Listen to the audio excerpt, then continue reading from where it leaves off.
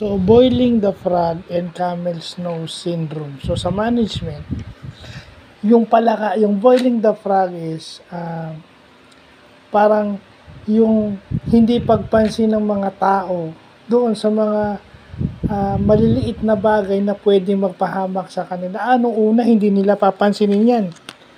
Pero, wala namang kabagay-bagay eh.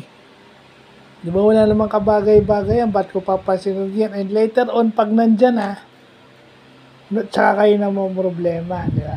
Hindi nyo papansinin yan sa una kasi wala lang. Pero nung tumagal-tagal, hindi nyo alam, unti-unti na pala kayong pinapahirapan nung hindi nyo pinapansin. Yun yung boil the frog syndrome. And then yung camel's nose, yun yung sa tingin nyo harmless o yung tinatawag na innocuous acts. Yung innocuous acts daw, ginugol natin is harmless. So sige, harmless yan, maliit na bagay. Pero nung kinatagalan, ayan.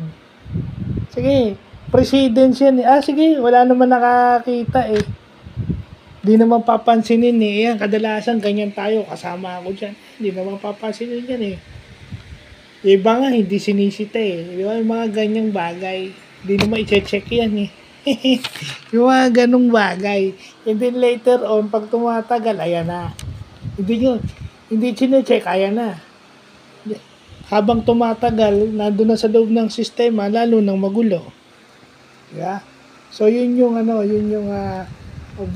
boiling the frog, camel's nose, at saka innocuous acts. So, yun lang po. Maraming salamat.